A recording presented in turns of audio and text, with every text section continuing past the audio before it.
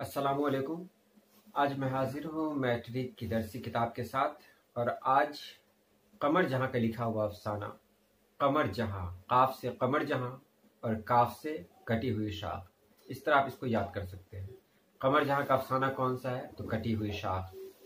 कमर जहाँ के बारे में सबसे पहले जान लें कि कमर जहाँ की पैदाइश तकरीबन 1951 या 52 में समस्तीपुर की एक बस्ती है बुजुर्ग द्वार, वहीं हुई। उनके वालिद का नाम सैयद अताउल हक था। ख़ानदान के अफराद तालीम में दिलचस्पी लेते थे, इसलिए ये दिलचस्पी इनके अंदर भी आई। पटना यूनिवर्सिटी से उन्होंने उर्दू में एमए किया और वहीं से पीएचडी भी किया।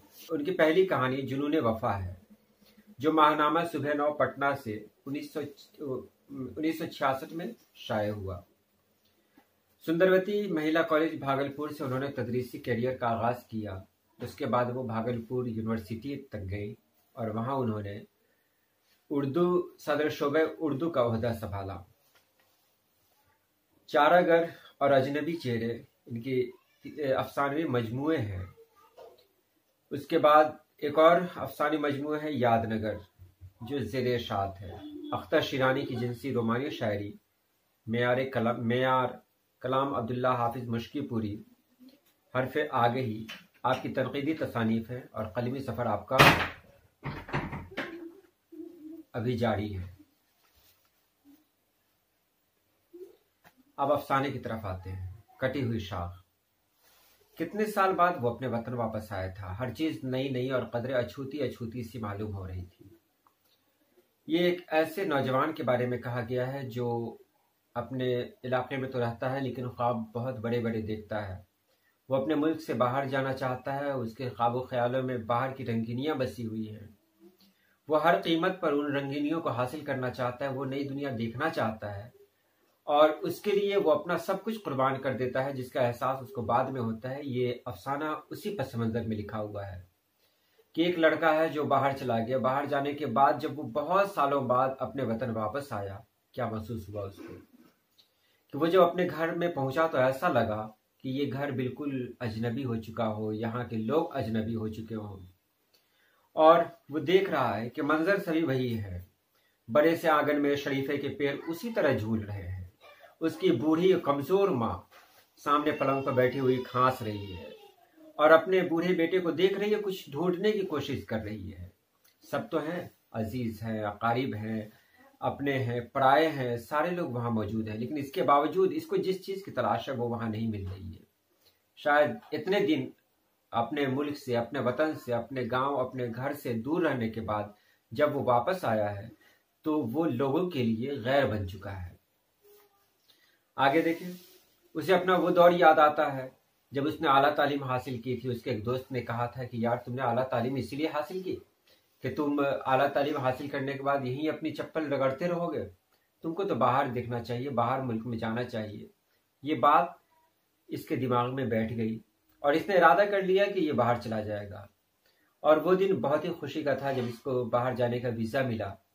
ये जब तैयारे पर बैठा, एरोप्लेन पर बैठा, तो वहाँ के मंजर में वो खो गया था। एयर होस्टेस जब उसके पास आई थी, उसे लगा था कि वो एयर होस्टेस सिर्फ उसके लिए इतना बेहतर सलूक कर रही है, लेकिन वही एयर होस्टेस बाकी लोगों के साथ भी वही सलूक करने लगी। तब उसका एहसास हुआ कि नहीं, ये तो इसका रवैया है, ये तो इसका काम है। वो नई दुनिया में चला गया। कुछ दिनों तक तो उसको बहुत अच्छा लगा, बहुत दिल लगा उसे, लेकिन फिर वो मंजर की यकसानियत से, यानी हर दिन सुबह शाम रात एक ही तरह की चीजें, उसको यकसानियत कहते हैं, वो मंजर की यकसानियत से अब बोर होने लगा। कुछ दिनों तक तो बहुत अच्छा लगा, लेकिन उसके बाद अब उसे वहां की चीजें अच्छी नहीं लगने लगी। वो अब एहसास होता उसको कि कहीं ना कहीं कुछ उसका छूट गया है। और तब उसको एहसास हुआ कि कहीं उसने गलती तो नहीं की है। उसका वहां एक दोस्त था जिसका नाम था असद, और आपको जान के तज्जुब होगा कि इस अफसाने में सिर्फ एक ही किरदार का नाम आया है और वो किरदार है, नाम आया है, नाम में असद है।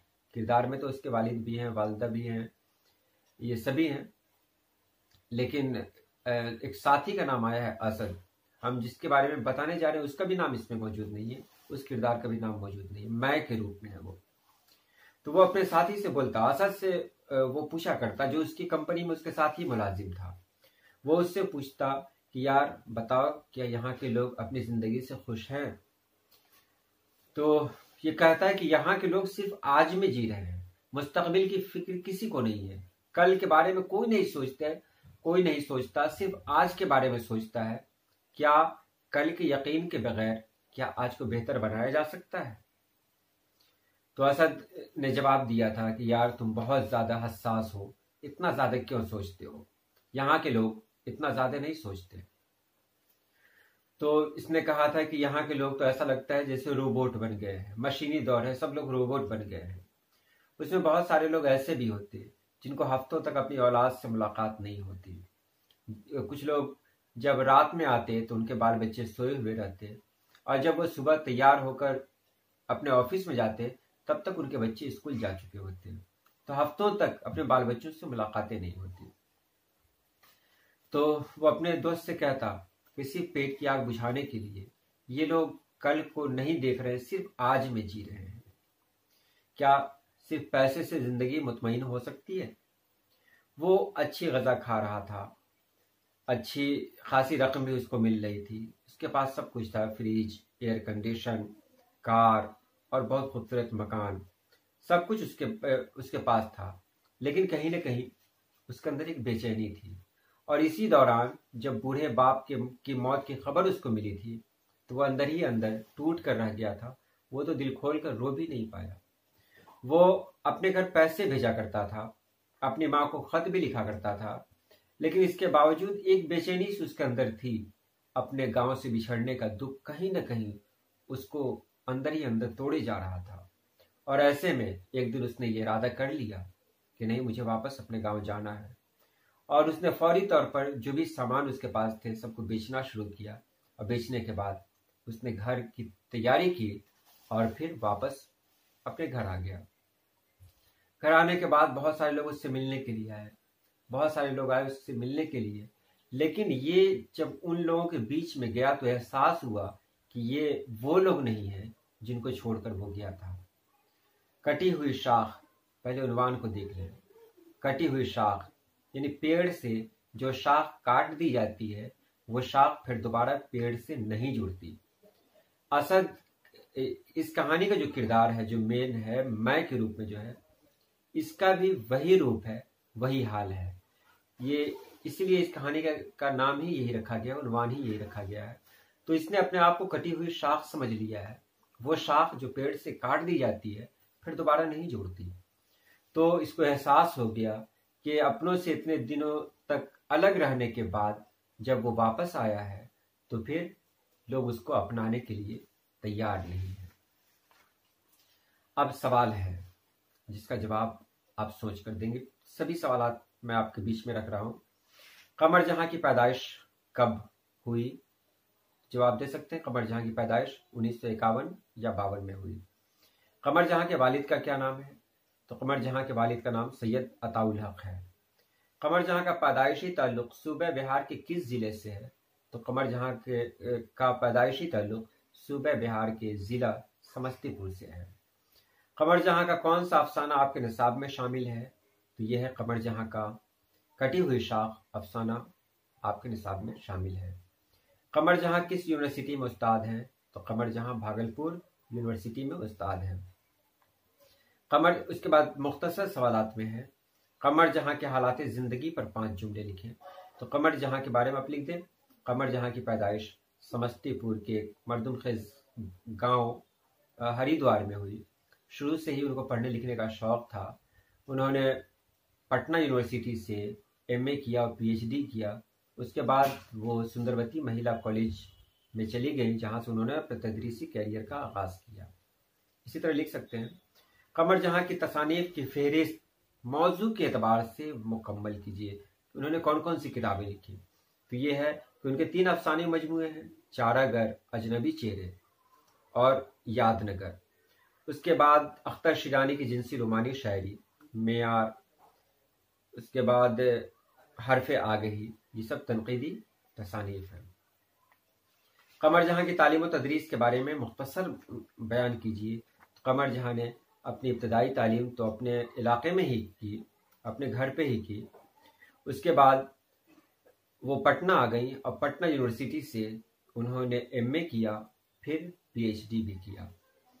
अगला सवाल है, उर्दू के किसी 5 अफसाना निगारों के नाम लिखें। तो इसमें नाम बताया जा सकता है। उर्दू के 5 अफसाना निगार हैं, इस्मत चुगताई, प्रेमचंद, कमर जहां, निगार अजीम, सुहेल अजीम आबादी। और भी बहुत सारे आ सकते हैं, सादत हसन मंटू आ सकते हैं, कृष्णचंद्र आ सकते हैं। उसके बाद बहुत सारे नाम हैं, जो 5 ही आपको चाहिए। उसके बाद है कमर जहां के अफसानों के मौज़ूआत पे रोशनी डालें। कमर जहां के जो अफसाने होते हैं, ये जो अफसाना आपने पढ़ा, ये महाजिर अदब है। महाजिर अदब कहते हैं वो अदब जिसमें दूसरे मुल्कों के बारे में बात की जाती हो। तो इसमें देखा, इसका जो किरदार है वो दूसरे मुल्क का है। तो इनके अफसाने के जो मौज़ूआत होते हैं, वो मौज़ूआत तो अफसाना देख के आपको पता लग ही गया होगा कि इनके इसमें मतलब इनके अफसाने का क्या मौजू होता है। उनके अफसाने का मौजू माशरा और तहजीब से कटकर जो लोग रहते हैं, वो उनका मौजू होता है कि बहुत सारे लोग पैसे के लिए सब कुछ कुर्बान कर देना चाहते हैं। वो नहीं देखते हैं कि हमारी ज़िंदगी के लिए पैसा ही सब कुछ नहीं है। पैसा बहुत कुछ है, लेकिन पैसा सब कुछ नहीं है। हमको अपनी बेहतर ज़िंदगी के लिए पैसा के साथ साथ रिश्तों की कद्र भी करनी चाहिए। उसके बाद है महाजिर अदब की इस्तिलाह से आप क्या समझते हैं? क्या यह अफसाना इस ज़िमरे में है? मुदल्लल जवाब दीजिए। उसके ऊपर एक सवाल था, कहानी का उन्वान कटी हुई शाख क्यों है? तो मैंने बता दिया, कहानी का उन्वान कटी हुई शाख इसलिए है कि कटी हुई शाख मतलब वो शाख जो काट दी गई हो। तो यहाँ जो इसका किरदार है वो अपने समाज से अलग हो चुका है, अपने घर से अलग हो चुका है। तो वो बिल्कुल उस शाख की तरह है जो अपने दरख्त से अलग हो गई हो। और जो शाख अपने पेड़ से अलग हो जाती है, वो फिर दोबारा उसमें नहीं जुड़ती। इसीलिए लोग, इसके अपने लोग, इस किरदार के अपने लोग इसको अपनाने के लिए तैयार नहीं है। सबके अंदर एक बनावटीपन है। महाजिर अदब की इस्तिलाह से क्या समझते हैं? तो महाजिर अदब का मैंने कहा कि वो अदब जिसमें बाहरी मुल्कों के बारे में बात की जाती है, उसको महाजिर अदब कहते हैं। यहाँ भी हमने देखा कि हम उर्दू पढ़ रहे हैं, लेकिन हम किसी दूसरे मुल्क के बारे में देख रहे हैं कि वहाँ के लोग, बाहर जो मुल्क है, बाहर जो ममालिक हैं, वहाँ के लोग रोबोट की तरह अपनी ज़िंदगी गुजारते हैं। उनको कल की परवाह नहीं होती। वो सभी लोग सिर्फ आज के बारे में सोचते हैं।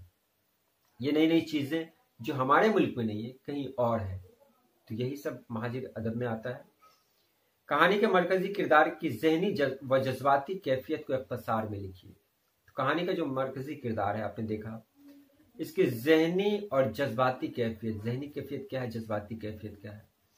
पहले तो इसका जहन बनता है कि उसको पैसे हासिल करना है, नई दुनिया में जाना है, नए लोगों से मिलना है। और उसके बाद फिर वो ये सोचता है, जब वहाँ चला जाता है, जाने के बाद उसको कहीं ना कहीं से एहसास होता है कि उसने सही फैसला नहीं लिया है। और तब वो बेचैन हो जाता है। और बेचैन होने के बाद वो इरादा कर लेता है कि फिर वो वापस अपने गांव जाएगा और अपनी नई ज़िंदगी की शुरुआत फिर गांव से करेगा। तो यही इस अफसाने के बारे में बात हुई। अगर किसी तरह का कोई सवाल हो तो आप कमेंट बॉक्स में लिखें, हम जवाब देने के लिए तैयार हैं।